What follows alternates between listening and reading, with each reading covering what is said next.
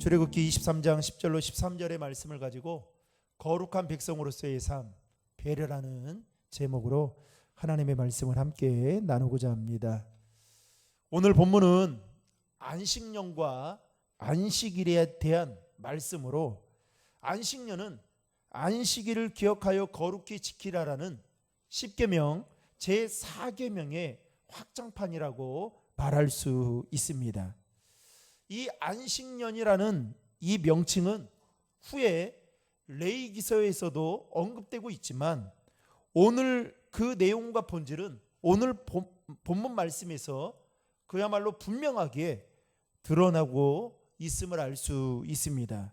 여러분 10절과 11절의 말씀을 우리 다시 한번 다 함께 읽겠습니다.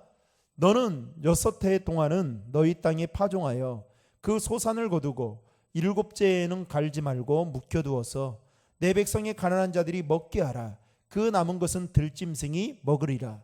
내 포도원과 감람원도 그리할지니라.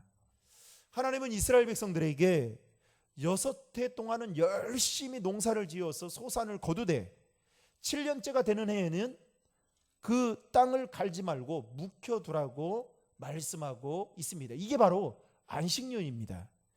우리말로는 해거리, 그리고 휴경, 휴작이라고도 바꿔서 말할 수 있죠. 여러분 농사를 지어 보신 분들은 아시겠지만 이 농부가 해거리를 하는 이유는 대다수의 이러한 목적을 가지고 해거리를 합니다. 예를 들면 이 땅에 6년 동안 땅을 그야말로 계속해서 돌리게 되면 그 땅 안에 있는 기운과 영양분들이 다 빠지게 됩니다. 그러다 보니까 한 해 정도는 쉬어야 어떻게 됩니까? 그 땅에 잃어버렸던 기운과 영양분을 다시 회복해서 생산력을 향상시킬 수 있기 때문에 대다수의 농부들은 땅을 어떻게 합니까? 몇 개로 나누어서 일부러 돌려가며 휴경, 해거리를 하는 경우들이 많습니다. 그래 이게 농부가 농사를 짓는 일반적인 법칙이라 말할 수 있죠. 그런데 오늘 본문에서 말하고 있는 이 안식년은 안식년의 취지와 목적은 조금 다르다는 것을 여러분 말씀을 자세히 읽었으면 쉽게 알 수가 있을 것입니다. 당시에는 이런 휴경이 땅의 힘이나 소출과 연관이 있다라는 것을 잘 모르던 때였습니다. 왜냐하면 이스라엘은 전통적으로 농사를 지었던 민족이 아니라 유목민이었죠. 그리고 그동안 그들이 출애굽하는 그 과정 속에서 그 이전의 삶이 어떤 삶이었습니까? 애굽의 종살이의 삶을 살았기 때문에 정작 이들이 정착할 가나안 땅에서 이제 농경 생활을 한다는 것은 그 농경 생활을 시작하는 셈이나 다름이 없었던 것입니다. 따라서 이스라엘 백성들에게는 농업적 지식이 있을 리가 만무했을 것입니다. 그런데 오늘 말씀에 보면 하나님께서 그들에게 안식년을 명령하신 것은 어떠한 목적이었느냐? 더 많은 열매를 맺기 위한 그런 목적도 있었겠지만 오늘 본문을 보시면 땅의 주인을 위해서가 아니라, 땅의 생산력을 위해서가 아니라 다른 사람과 다른 피조물들을 위해서 안식을 하라고, 안식년을 가져야 된다라고 말씀하고 있는 것을 보게 됩니다.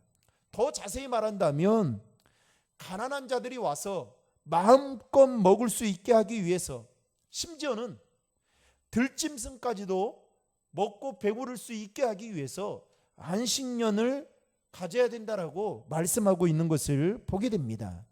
그것 때문에 7년째가 되는 해에는 농사를 지어서는 안 된다, 짓지 말라고 말씀하고 있는 것이죠. 여러분 12절의 말씀을 화면을 통해 우리 다 함께 읽겠습니다. 너는 엿새 동안에 내 일을 하고 7째 날에는 쉬라.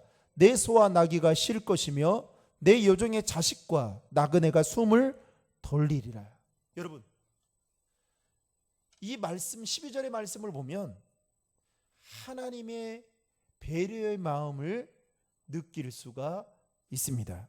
하나님은 이스라엘 백성들이 자신의 배만 채우며 6년 동안 막 땅을 계속 쉬지 않고 돌려서 그 땅을 통해서 얻는 그 소산물을 가지고 자신의 배를 채우며 살아가는 인생이 아니라 다른 이의 아픔, 다른 이의 그 배고픔을 조금 더 이해하고 알아서 상대적으로 자신보다 더 어려운 자들을 배려하는 인생이 되기를 원하는 마음으로 7년째 되는 해에는 토지를 갈지 말라는 배려의 말씀을 하고 있다라는 것입니다.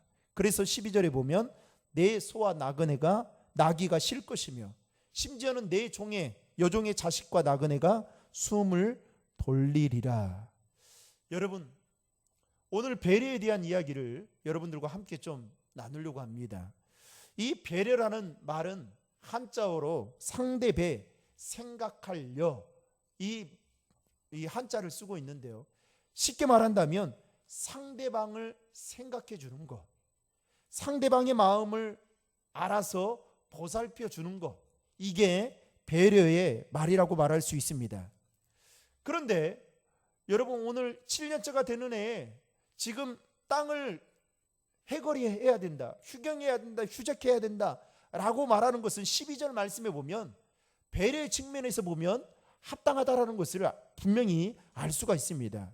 그런데 오늘 말씀을 통해서 주목할 점은 하나님은 비단 자신만을 위해서가 아니라 다른 누군가, 특별히 스스로 쉼을 선택할 수 없는 사람들, 즉 그런 사람들을 위해서 안식일과 안식년을 가지라고 말씀하고 있다는 점이 우리가 눈여겨볼 대목이다라는 것입니다. 여기에 해당하는 자들이 누굽니까? 12절 말씀에 보면 여종의 자식과 소와 나귀가 여기에 해당되는 자들이라 말할 수 있죠. 구약시대 당시에 여러분, 쉼을 선택할 수 없는 존재로 살아가는 사람들이 참 많이 있었습니다. 그 중에 대표적인 사람을 든다면 종과 노예를 들 수가 있죠. 그리고 가난한 사람들과 나그네가 또 여기에 해당되는 사람들입니다. 심지어는 배고픈 짐승까지 여기에 포함되어 있죠. 그런데 여러분, 오늘날에도 마찬가지지 않겠습니까? 오늘날에도 정말 쉬고 싶은데 쉴 수 없이 살아가는 사람들이 있다라는 거예요. 그게 자신이 처한 그 상황 때문에, 환경 때문에. 그래서 어떻게 해요? 그런 사람들은 내일 어린이날이잖아요. 빨간 날인데 그런 사람들은 어떻게 합니까? 어쩔 수 없이 일을 하러 나가는 거예요. 그런데 하나님은 뭐라고 말을 하느냐? 주인이 쉼을 통해서 그런 사람들도 쉴 수 있도록 배려해야 된다는 것을 말씀하고 있습니다. 기업이 온해가 되면 그런가 봐요. 어떻게든 일을 막 사람들한테, 직원들한테 일을 막 시키고 싶은가 봐요. 그래서 어떻게 해요? 거기에 따른 그 생산력을 얻어서 조금이라도 더 회사가 잘 되기를, 그 원하는 마음은 다 가지고 있죠. 그러나 여러분, 기억하십시오. 사람은 하나님의 형상대로 만들어 온 사람은 딱 6일까지 일을 하고 7일째 되는 날에는 쉴 수 있어야만 진짜로 이게 몸도 회복이 되고 그렇습니다. 그런데 여러분, 요즘 보십시오. 주 5일 근무제가 되지 않았습니까? 그런데 또 정치인들 사이에서 4일 근무제까지 이야기 나오는데 저는 그거는 성경적이지는 않다라고 생각을 합니다. 어찌됐든 간에 주 5일 근무제인데 얼마나 좋아요. 여러분, 좋지 않아요? 좋잖아요. 그런데 그리스도인들 중에는 그 5일 근무제를 하는 데도 있어서 얼마나 많이 쉽니까? 토요일도 쉬고 주일도 쉬는데 그 쉰다라는 의미를 가지고 주일에도 주일 성수를 안 하니 하나님 볼 때는 얼마나 마음이 좋지 않겠어요? 그런데 어찌됐든 간에 조금 엇나간 이야기이긴 하지만 이 기업에 사업을 하시는 분들은 그 직원들을 쉬지 못하도록 막 돌립니다. 막 조금 내일이라도 쉬면 쉼을 통해서 어떻게 해요? 마음의 여유도 생기고 또 그 사람 직원이 마음이 행복해지면 직장 다니는 게 기쁘게 되면 생산성도 더 더 높아지지 않겠습니까? 그런데 어떻게 해요? 내가 돈 주니까 마구 부리는 겁니다. 그런데 구약시대 당시에도 여러분 얼마나 그랬겠냐고요. 종과 이 노예를 두고 있었던 주인들이 얼마나 부려먹었겠냐고요. 날마다 눈 뜨면 빨리 밭에 나가라. 그래 농사 지어라. 그리고 어떻게 해요? 6년째가 되는 해에는 마음이 불안불안한 거예요. 왜? 이 율법에 따르면 7년째에는 안식년을 가지라고 하는, 그러니까 6년 동안 6년째 되는 해에는 막 2배로 일하도록 이런 마음으로 시키지 않았겠어요? 그런데 거기에는 악질 주인들은 어떻게 하겠습니까? 그것도 무시한 채 일을 분명히 시켰을 거단 말이죠. 그러니 하나님이 이러한 제도를 통해서, 이 안식년이라는 제도를 통해서 이 우리 사회의 약자들, 그 당시의 약자들을 배려하는 그 배려의 모습을 우리는 오늘 말씀을 통해서 살펴보게 됩니다. 특별히 12절 하반절에 보면 숨을 돌리리라 라는 이 표현은 다른 말로 하면 어딘가를 급하게 갈 때 좀 숨 좀 돌리고 가자, 이렇게 바꿔서 이해할 수가 있습니다. 즉 하나님은 이스라엘 백성들에게 숨 좀 돌리고 가되 너만 쉬지 말고 다른 이들과 심지어 동물과 땅까지도 숨 좀 돌리자라는 의미에서 이 안식년의 말씀을 하고 있다라는 것입니다. 또한 하나님께서 이스라엘 백성들에게 이렇게 말씀하신 이유는 너희가 과거에 애굽의 종으로 살면서 그 고통을 알고 있으니까 이제는 다른 이들, 너희들보다 힘없고 연약한 자들을 그렇게 대우하지 않았으면 좋겠다라는 차원에서 말씀하고 있다라는 것입니다. 따라서 주인이 종에게 심의 자비를 베풀어야 한다라는 것은 어쩌면 하나님의 마음이기도 한다라는 것이죠. 그런데 우리는 살면서 어떻게 합니까? 심이라는 걸 생각처럼 잘 안 된다는 것을 알 수 있습니다. 왜 그러냐면 우리가 살고 있는 이 오늘날의 사회는 그야말로 무한 경쟁 사회잖아요. 그러다 보니까 어떻게 해요? 쉰다라는 게 용납이 안 되는 거예요. 쉬면 남들보다 뒤처진다라는 생각을 하고 있습니다. 거기에 대한 엄청난 압박감을 받으며 살아갑니다. 그래서요, 그리스도인인데도 불구하고 주일날 어떻게 해요? 장사를 하는 거예요. 장사를 해요. 왜요? 그날 잘 되니까. 그날 쉬면 그 한 주간 정말 어떻게 살아야 될지 모른다라는 그 불안함 때문에 온전히 주일을 제대로 지키지 못합니다. 여러분, 주일을 지킨다는 건, 지키는 이 사업을 하시는 분들이 주일을 지키는 것은요 정말 대단한 거예요. 저는 그렇게 생각해요. 얼마나 대단하냐? 그 모든 것들을 다 포기하잖아요. 내려놓는 거잖아요. 자기는 쉬면서 어떻게 해요? 직원들은 돌릴 수 있는 거 아니겠어요? 그럼 얼마나 좋아요. 얼마나 좋습니까? 그런데 그것까지 다 포기하고 한다는 것은 진짜 믿음이 있는 사람이 할 수 있는 일이거든요. 나도 쉬지 않는데 내가 누군가에게 쉼을 준다는 것은 오늘날 우리가 살고 있는 이 시대적인 정신에 따르면 그야말로 이해가 되지 않는 일일 수 있다는 것입니다. 더욱이 사람의 본성에는 자신이 받은 대로 똑같이 남에게 해야 속이 시원하다라고 생각하는 마음을 가지고 사는 사람들이 있습니다. 예를 들면 남자들은 군대에 가서 후임이 되잖아요.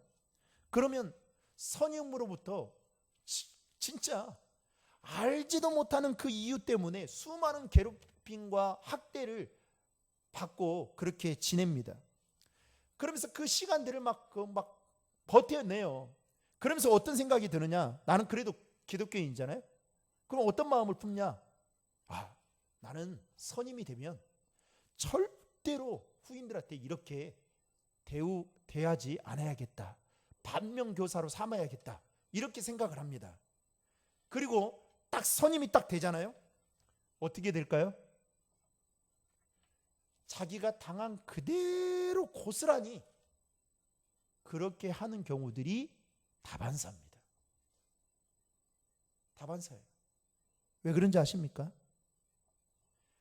우리 사람의 마음속에는 자신도 모르게 내가 당한 만큼 되갚으려는 마음이 있기 때문에 그렇습니다. 그러니까 이런 거예요. 내가 회사를 이렇게 힘들게 일구었는데 너희들이 놀면서 이렇게 돈을 따박따박 받는다? 오너로서 이게 마음 답답한 거죠. 그래서 어떻게 합니까? 빨간 날도 나오라 하는 거예요. 아니, 그게 법적으로 노동법에 걸리면 어떻게 합니까? 일거리를 주고 집에 가서 해오라고 합니다. 아주 못된 마음인 거죠. 예수 믿는 사람들은 그러면 안 되잖아요. 저는 제가 이제 부교육자 생활을 많이 했잖아요. 제가 여러분들에게 부교육자 생활을 이야기하는 이유는 단 한 가지예요. 뭔지 아세요? 제가 이렇게 당했으니까 이렇게 안 한다, 이게 아니에요. 저 스스로 제도적인 장치를 마련하는 거예요. 그게 뭐냐? 제가 이렇게 여러분들에게 선포해야 그렇게 안 하거든요.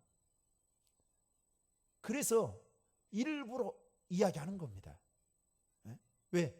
여러분들이 그 말을 듣고 목사님 예전에 그런 말을 했는데 아니잖아요. 그래서 저 스스로도 제가 그걸 통해서 어떻게 해요? 더 제 자신을 내려놓는 거예요.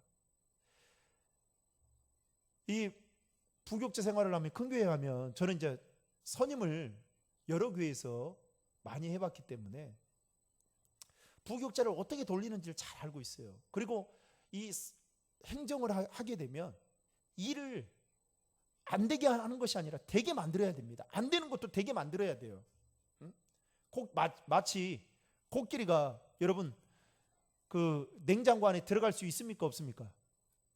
못 들어가죠. 근데 부교육자면 돼요. 가능해요. 그런 말이 있습니다. 그 정도로 참 부교육자 생활이 녹록지 않았어요. 뭐 담임 역시도 마찬가지죠. 그런데 그 중에 이 뺀질뺀질하는 사람들이 있단 말이죠. 그러면 이 사람들 어차피 일은 서로 같이 나누어서 해야 되는 거 아니겠습니까? 누구에게 일 잘한다고 이 사람에게 많이 줬다가는 번아웃 되잖아요. 그리고 공평하지 않잖아요. 상식이 맞지 않거든요. 서로 나누는데 꼭 안 하려고 하는 사람이 있어요. 그러면 어떻게 하느냐? 어떻게 하느냐? 어느 날 일을 한꺼번에 모아가지고 싹 줍니다. 그리고 다른 교육자들은 가서 쉬라고 합니다. 그러면 어떻게 되느냐? 이제 교육자 관계가 완전히 틀어지게 되죠. 그러면서 어떻게 분위기는 완전히 이상하게 되는 겁니다. 참 그것을 조율한다는 게 그 행정을 맡으면서 선임 목사로서 참 애로사항이 참 많았습니다. 그러면서 때로는 미우면 막 일을 더 주고 싶어요. 미우면 너 한번 해봐라. 그리고 가르쳐주지도 않아. 너 이거 빨리 해서 언제까지 가지고 와.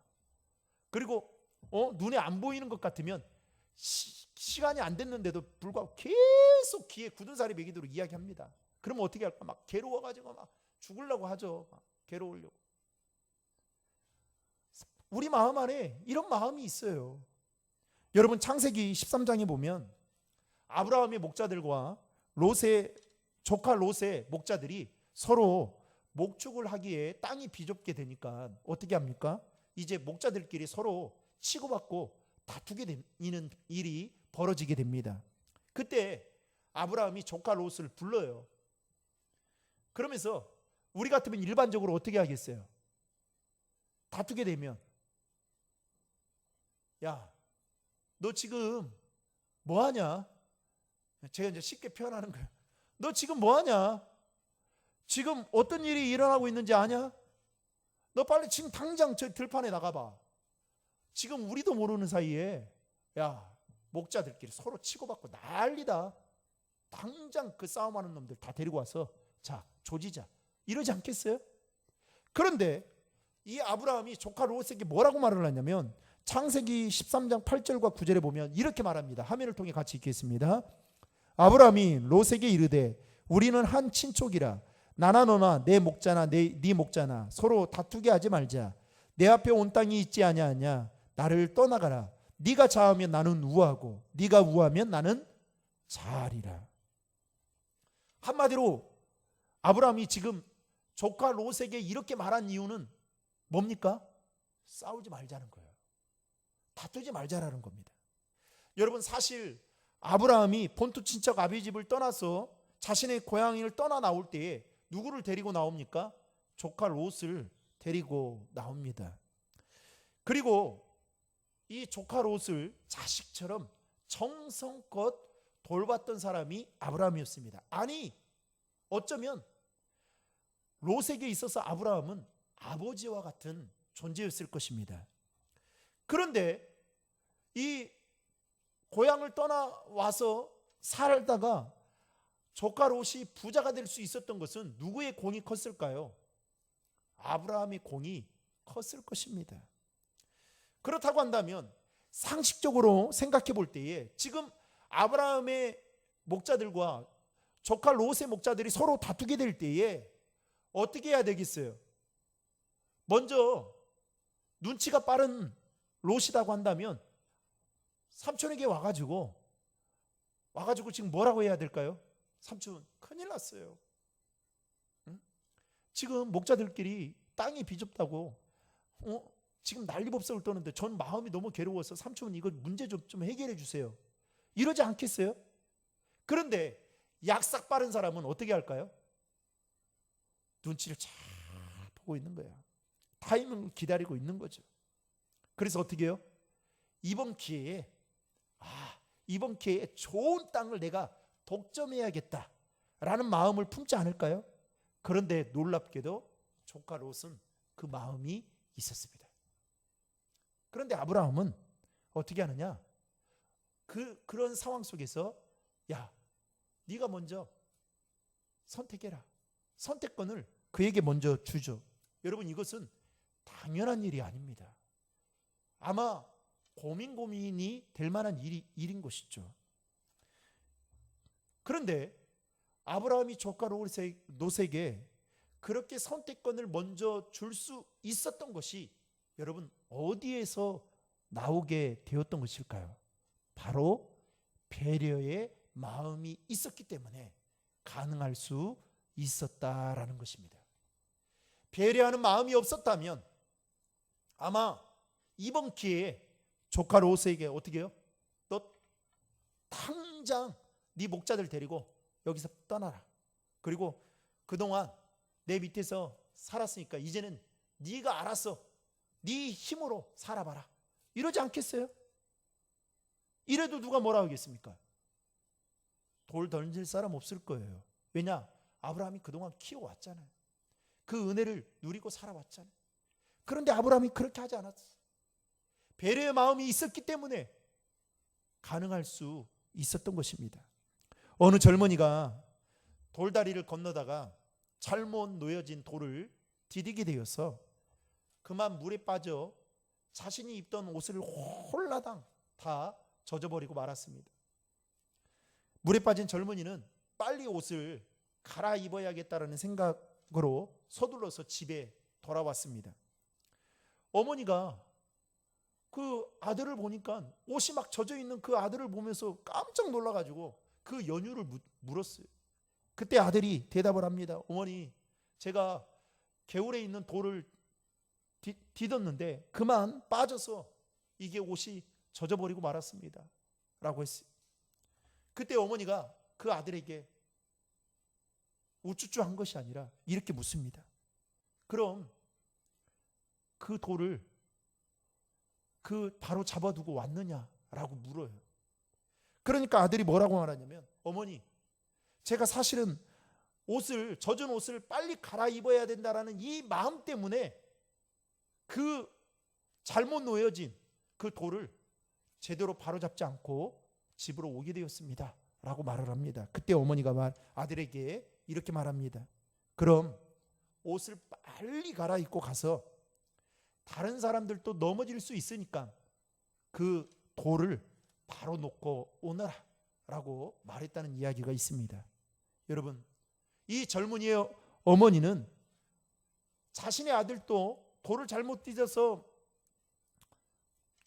옷을 젖어버리고 말았지만 후에 또 다른 사람들이 그 어려움을 겪게 될까 봐 그 돌을 아들에게 바로 놓고 오라고 말하는 배려의 마음을 가지고 있었다라는 것입니다. 여러분, 오늘날 우리 사회에 특별히 지하철 안에 일어나는 사건 사고들 보면 다 배려와 관련된 사건들이 참 많이 있습니다. 수많은 사람들이 그 안에 타고 수많은 사람들이 그야말로 편하게 이용해야 할 그 공간 안에서 어떻게 해요? 어떤 사람은 그 지하철 안에서 담배를 피지 않나. 또 어떤 사람은 이 코로나 때문에 코로나가 한참 유행처럼 퍼져갈 때에 마스크를 벗고 마스크를 쓰라고 하니까 어떻게 해요? 당신이 뭐냐 하면서 최근에는 그 젊은 여자가 그 핸드폰을 가지고 60대 넘는 그 아저씨의 머리를 내리쳐가지고 피가 엄청나게 나는데 그 사건들이 일어났잖아요. 버스 안에서 마스크 좀 써달라고 하니까 당신이 뭐냐 하면서 삿대질을 하고 욕을 하고 때리지를 않냐. 참 경로석에 앉아서는 안 되잖아요. 여러분, 앉으면 됩니까 안 됩니까? 안 돼요. 다리 아프셔도 좀 참으셔야 돼요. 다리 아플 때는 기도하면 돼요. 하나님, 다리 좀 덜 아프게 해주세요. 그리고 앉으면 안 돼요. 근데 버젓이 앉아요. 버젓이 앉으시고 나서 연세 드신 분들이 온단 말이죠. 근데 어떻게 해요? 오는 줄 미리 알고 실눈을 감고 조는 것처럼. 왜 제가 이렇게 말할까요? 저도 그렇게 해봤어요. 회개합니다. 해봤어요. 그러면 안 되잖아요. 오늘날 우리 사회에 일어나는 사건, 사고들 중에 배려하지 못해서 일어나는 일들이 그야말로 비일비재합니다. 아니, 젊은이들에게 있어서 배려하는 그 모습을 찾아볼 수가 없어요. 그런데 오늘 우리가 살펴본 이 말씀은, 여러분, 안식년이요. 안식년과 희년은 49년이 되고 50년째잖아요. 이 안식년과 희년이 딱 겹칠 때가 49, 50년이지 않습니까? 그러면 어떻게 되는지 아세요? 2년을 쉬어야 돼요. 2년을 쉬면 여러분 쉴 수 있겠습니까? 물어보겠습니다. 여러분 쉴 수 있겠어요? 2년 동안 쉬어야 하는데 못 쉴 거예요. 어떻게 쉽니까? 제가 최근에 좀 수련회 장소 좀 알아보기 위해서 우리 이제 여름에 수련회 계획이 잡혀 있는데 한번 알아보려고 그동안 제가 부교육자로 있을 때 좋은 수련회 장소들을 많이 갔었거든요. 다 알아봤더니 2년 사이에 다 문 닫았어요. 제가 진짜 깜짝 놀랐습니다. 충격이었습니다. 그렇게 큰 수련원, 좋은 수련원들이 다 닫았어요. 어디만 남았냐? 이제는 기도원에 그 교회에서 운영하는 기도원만 남았더라고요. 그런데 여러분 한번 생각해 보세요. 안식년도 못 쉬는데 여러분 희년을 쉴 수 있겠습니까? 아니, 안식일도 제대로 못 쉬는데 안식년을 쉴 수 있으며 안식년도 못 쉬는데 희년을 쉴 수 있겠어요? 못 쉬죠. 그런데 하나님은 뭐라고 말씀합니까? 쉬어야 된다는 거예요. 왜? 쉬어야, 네가 쉬어야 네 밑에 있는 사람들도 쉴 수 있다는 거예요. 그것은 배려의 마음이 있을 때 가능할 수 있다는 겁니다. 그러면서 13절 말씀에 보면 하나님은 이렇게 말씀합니다. 내가 내게 이른 모든 일을 삼가 지키고 라고 말씀하면서 그 다음 뭐라고 말하냐? 다른 신들의 이름은 부르지도 들리게도 하지 말라라고 말씀하고 있습니다. 여러분 13절에서 주목할 단어는 바로 모든 일을 이라는 단어입니다. 이 말은 곧 내가 지킬 수 있다라고 생각하고 판단되는 부분만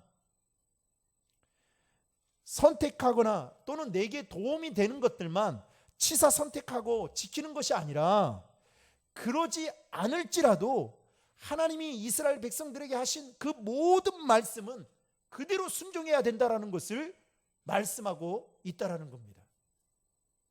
근데 우리는 어떻게 합니까? 하나님의 말씀을 치사 선택해서 지키고, 지킬 것은 지키고, 내가 지키기 힘들고 나에게 불이익이 된다라는 것은 안 지키는 거예요. 그러니까 이스라엘 백성들 중에는 아마도 어떤 사람들이 있었을까요? 안식일을 지키지 못한 사람도 있을 것이고, 안식일을 지켰지만 안식년을 못 지킨 사람도 있었을 것이고, 안식년을 지키면서도 희년을 못 지키는 사람도 있었을 것입니다. 그리고 아예 이것과 상관없이 살았던 사람도 있었을 것입니다. 여러분, 그래서 뭐라고 말씀하느냐, 이어서 뭐라고 말하냐면 13절에 보면 다른 신들을 섬기지 말 것을 이렇게 이야기하고 있어요. 여러분, 갑자기 이상하지 않습니까? 안식년과 이 안식년에 대한 이야기를 하고 있는데 뭐라고 이야기를 해요? 다른 신들, 그게 뭡니까? 우상에 대한 이야기를 하고 있어요, 갑자기. 즉 심이라는 것은 이런 거다는 거예요. 단순히 어떤 사회 운동적인 차원에서가 아니라, 이것은, 심이라는 것은 하나님을 믿는 신앙의 문제이고, 더 나아가서 하나님과의 깊은 사랑의 관계의 열매다라는 것을 말하고 있는 것입니다. 그러니까 우리는 아이고 뭐 주일을 쉬는 것은 그 어떤 뭐 세상 사람들은 그냥 주 5일 근무제이기 때문에 이렇게 말하지만 어떻게 해요? 우리는 그게 아니다라는 거예요. 신앙의 문제와 연관되어 있다라는 겁니다. 그래서 쉰다라는 것은 여러분, 쉬기 위해서는요, 우리 안에 어떤 믿음이 있어야 되느냐? 하나님이 내 인생을 책임져 줄 수 있다라는 강한 믿음이 있어야 돼요. 그래야 1년 쉴 수 있어요. 오늘날 이 쉬지 않아서 문제가 되는 일들이 많잖아요. 반대로 너무 많이 쉬어서 또 문제가 되는 경우들도 있잖아요. 어찌됐든 간에 하나님은 저와 여러분이 하나님의 자녀가 된 거에 만족하는 것으로 끝나는 것이 아니라, 세상 속에서 하나님의 자녀로 거룩하게 구별되어진 삶, 오늘 말씀대로라면 상대방을 생각하고 상대방의 마음을 이해해주는 그 배려의 마음을 가지고 살아가기를 하나님은 원하신다. 그래서 안식년의 이 말씀을, 잘 먹고 잘 살기 위해서 땅에 그 농작물들의 더 많은 수확을 위해서가 아니라 다른 사람을 배려하는, 심지어는 들짐승까지도 배려하는 그 하나님의 배려의 마음에서 이렇게 말씀하고 있다라는 것입니다. 사랑하는 성도 여러분, 저는 바라건대 우리 교회 안에 있는 우리 성도들이 서로가 서로를 배려해 줄 수 있는 이 마음들이 많아지기를 주님의 이름으로 축복합니다. 그럴 때에 우리 교회뿐만 아니라 여러분 가정도 그래요. 뭐 5월 가정의 달 이렇게 다 흔히 말하고 또 그렇게 부르곤 하죠. 근데 여러분 한번 생각해 보세요. 여러분들 그 가정의 달을 맞이해서 가정을 위해서 하는 일이 진짜 뭐가 있습니까? 5월은 특별한 날로 여러분 만들려면 어떻게 해야 되겠어요? 오늘 말씀대로라면 건강한 가정, 하나님이 기뻐하시는 가정을 세워가기 위해서는 가족들 안에 각자의 위치에서 서로를 배려해 주는 마음이 있어야 돼요. 그렇지 않겠어요? 남편은 남편의 입장에서 아내를 배려해 주는 마음이 있어야 될 것이고, 아내는 또 아내의 입장에서 서로가 배려를 해줘야 여러분 행복한 가정이 되는 거 아니겠습니까? 그런데 이 배려의 마음이 없다. 그러면 어떻게 되겠습니까? 가정이 깨지고 무너질 수밖에 없는 거죠. 따라서 오늘 이 안식년과 안식일에 대한 말씀은 이스라엘 백성들 자신뿐만 아니라 그들 밑에 그야말로 힘없고 연약한 자들을 위한 하나님의 배려의 차원에서 말씀하고 있다라는 것을 명심하시고, 여러분, 하나님 안에서 참된 안식을 통해서 저와 여러분들이 더 하나님이 주시는 풍성한 은혜를 누리는 그 은혜가 있기를 주님의 이름으로 축복합니다.